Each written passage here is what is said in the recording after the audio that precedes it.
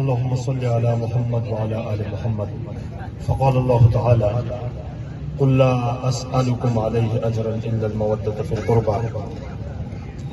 وقال رسول الله صلى الله عليه وآله وسلم عن حسن بن علي قال رسول الله صلى الله عليه وآله وسلم: ألزموا مودتنا أهل البيت فإنه من لقي الله ويؤدنا دخل الجنة بشفاعتنا والذي نفسي بيده لا ينفع عبدا عمله إلا بمعرفة حقنا. ٹکرایا جس نے سلطنت شام کو نصیر، ٹکرایا جس نے سلطنت شام کو نصیر، وہ ذات پاک صرف میرے امام حسن کی ہے. ولادت امام حسن مجتبی شبیہ مصطفیٰ خلیفہ پنجم اور حضور علیہ السلام کا وہ نواسا جس نے شام کی سلطنت کو ٹکرا کر امت کو یکجا کر دیا. کیا بات ہے، واہ. اور مجھے سب سے بڑی خوشی یہ ہوئی کہ ہم ملنگوں پر ایک مختصر سا اعتراض بھی تھا. وہ مختصر سا اعتراض یہ تھا کہ علی کے ماننے والے صرف امام حسین کا تذکرہ کرتے ہیں. تو آج مجھے یہ محفل پہلی بار دیکھ کر بہت بڑی خوشی ہوئی کہ ہم حسین سے بڑھ کر امام حسن سے پیار کرنے والے. کیا کہنے، واہ واہ واہ واہ واہ واہ. اور دوسری بات، میں آپ سب سے گزارش کروں گا کہ چند جملے ماشاءاللہ بولنے والے بہت زیادہ ہیں، بہت زیادہ ہیں. میں نے آپ کے سامنے ایک مختصر سے حدیث جو حضرت امام حسن علیہ السلام سے مروی ہے. امام حسن فرماتے ہیں کہ میں نے اپنے جد حضرت سید الانبیاء سے سنا، فرمانے لگے: الزموا مودتنا اہل البیت فإنه من لقي الله ويؤدنا دخل الجنة بشفاعتنا. میرے جد فرماتے ہیں کہ ہماری ہم اہل بیت کی محبت کو لازم پکڑ لو، اور اس ذات کی قسم جس کی قبضہ قدرت میں میری جان ہے، لا ينفع عبدا عمله الا بمعرفة حقنا. بروز قیامت کسی بھی انسان کی کوئی بھی عمل تب تک کچھ بھی فائدہ نہیں دے سکتا جب تک اہل بیت کی معرفت حاصل نہ ہو. ناظرین، دوسری مختصر سی بات، امام حسن علیہ السلام دین کریمین کی فضائل سے زیادہ ان کے مصائب ملتے ہیں. یہ اولاد حسنین، اولاد حضور سے اس امت کا جو محبت رہی یا نفرت رہی وہ سب سمجھتے ہیں. فرماتے ہیں کہ امام حسن کو جب خنجر مارنے کے بعد کئی دنوں بیمار رہے، بیماری کے بعد جب امام حسن دوبارہ اپنے جد کے ممبر پر تشریف لائے اور فرمانے لگے اتقوا اللہ فینا، اے عراق والو ہمارے بارے میں اللہ رب العزت سے ڈرو. فإنا امراؤکم، ہم تمہارے امیر ہیں.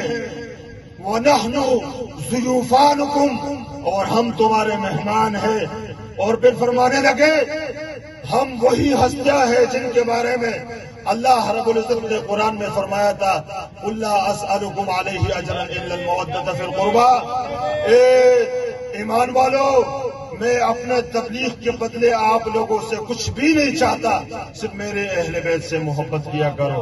اور پھر صحابہ کرام نے جب پوچھا یا رسول اللہ من قرابتکم ہؤلاء الذین وجبت علینا مودتہم، تو حضور نے فرمایا علی و فاطمہ و اولادہما، علی، فاطمہ اور قیامت تک ان کی نسل سے محبت اس کائنات پر واجب ہے. کیا کہنے، واہ واہ واہ. سامعین کرام، تو مجھے اس سے بڑھ کر یہ بھی خوشی ہوئی کہ الحمدللہ علی کے ملنگ جس طرح حضرت امام حسین کے تذکرے کر کے ان سے محبت کا ایک نذرانہ پیش کرتے ہیں، آج مجھے اور بھی خوشی ہوئی کہ اسی انداز سے ہم حضور علیہ السلام کے بڑے بیٹے حضرت امام حسن سے بھی اسی انداز سے محبت کرتے ہیں.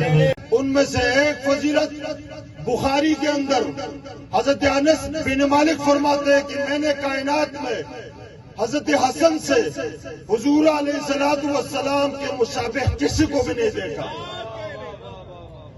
لیکن باطن ناخواستہ میں ذکر کرتا چلوں کہ حسنین کریمین کی فضائل سے زیادہ ہمیں تاریخ میں ان کے مصائب ملیں گے.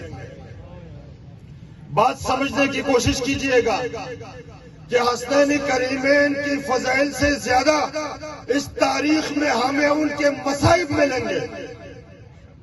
حضرت ابو جمیلہ طبرانی میں ایک لمبی روایت پیش کرتے ہوئے فرماتے ہیں کہ جب حضرت امام علی کی شہادت ہوئی، شہادت کے بعد جب حضرت امام حسن نے خلافت پر بیٹھ گئے، چند دنوں کے بعد ایک شخص نے، عراق میں آئے ہوئے شخص نے مسجد میں نماز پڑھاتے ہوئے حضرت امام حسن کو خنجر مارا۔ ان کا تعلق سوات سے، اور سوات میں بھی اس جگہ پر کہ جہاں دفاع آل محمد کے لیے یہ ایک بلند ترین توانا آواز ہے۔ آپ کا تعلق سوات سے ہے اور اس محفل میں خطاب کرنے کے لیے خصوصی طور پہ تشریف لے کر کے آئے گا۔ ہم جعفریہ آرگنائزیشن پاکستان آپ کے تہہ دل سے ممنون ہیں، مشکور ہیں اور دعا کرتے ہیں اللہ رب العزت کے حضور اس ذکر کے صدقے میں جو آپ نے کیا ہے، آپ کو اور آپ کے آنے والی نسل کو حق بولنے کی، حق پہ قائم رہنے کی اور حق پہنچانے کی پروردگار توفیقات میں اضافہ فرمائے۔ شاہ صاحب، آپ کی ان باتوں کے توسط سے ایک شعر سناؤں، پھر اجازت چاہتا ہوں۔ دیکھیں، اہل بیت سے محبت یہ ہمارے آباء و اجداد ہیں۔